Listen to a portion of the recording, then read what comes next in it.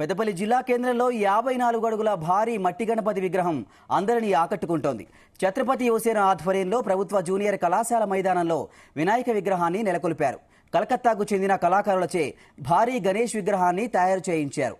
ఈ విగ్రహం తెలంగాణ రాష్ట్రంలోని ఖైరతాబాద్ వినాయకుని తర్వాత రెండవ అతిపెద్ద విగ్రహంగా నిలుస్తోంది. స్వామివారిని దర్శించుకోవడానికి భక్తులు పెద్ద ఎత్తున తరలి వస్తున్నారు. భక్తులకు నిత్యాన్నదానంతో పాటు మంచినీటి సౌకర్యాన్ని ఏర్పాటు చేసింది ఛత్రపతి యువసేన కమిటీ.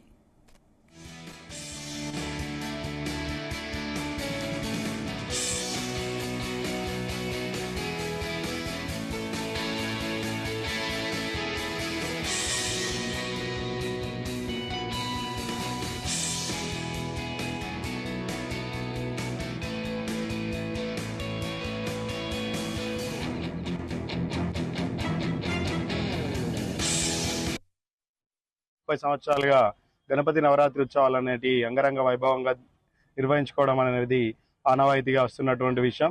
ఇందులో భాగంగా 2018లో ఛత్రపతి యువసేన కమిటీ సభ్యులందరూ కూర్చొని ఏదైతే పిఓపి విగ్రహాలను మనం పెట్టడం వల్ల కాలుష్యానికి హాని కలుగుతుందనే ఉద్దేశంతో వాటిని ఆఫ్ చేసి మట్టి విగ్రహాలు పెట్టాలి అనే సంకల్పం తీసుకోవడం జరిగింది. మట్టి విగ్రహాలు పెడదాం కరెక్టే, కాకపోతే ఇంత పెద్ద మట్టి విగ్రహాలు పెట్టినప్పుడు మంచి వస్తాయా రావా, వాటిలో ఉండేటువంటి మైనస్ పాయింట్ని మేము అన్నీ చూసుకొని వీటి కోసం ప్రత్యేకంగా కలకత్తా నుంచి గణపతి కళాకారులను పిలిపించి ఇక్కడికి తీసుకొచ్చి మాకు ఇలా కావాలి అని చెప్పేసి వాళ్ళతోటి దగ్గరుండి మనం 36 అడుగుల భారీ గణనాథుని మనం మొదట ప్రతిష్ఠించుకొని పూజించుకోవడం జరిగింది.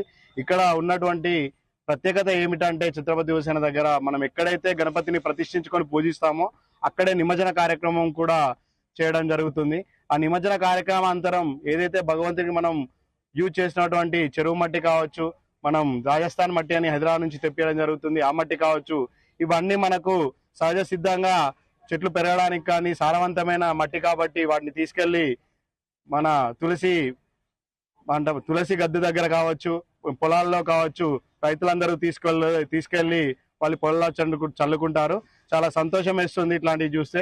29 సంవత్సరాలుగా గణనాథుని సేవలో ఈ ఛత్రపతి యువసేన సభ్యులుగా మేము ఉండడము, ఆ భగవంతుని పూజించుకోవడం మాకు ఆనవాయితీగా వస్తుంది. కానీ 2018 సంవత్సరం నుంచి ప్రకృతిని కాపాడాలి, ప్రకృతిని పరిరక్షణ ధ్యేయంగా నాడు ఛత్రపతి యువసేన ఒక గట్టిగా సంకల్పం చేసుకొని అప్పటి నుంచి ఒక మట్టితోటి ఈ వెదురు కర్రలతోటి జనపనారతోటి మొదటగా 36 అడుగుల మహా గణపతిని మనం ఆ రోజున నిర్మించడం జరిగింది. తర్వాత ఒక్కొక్క సంవత్సరం పెంచుతూ దాదాపుగా ఈ సంవత్సరం 2024 సంవత్సరంలో 54 అడుగుల మహాగణపతిని మనం ఈ స్థలంలో ఏర్పాటు చేసుకోవడం జరిగింది.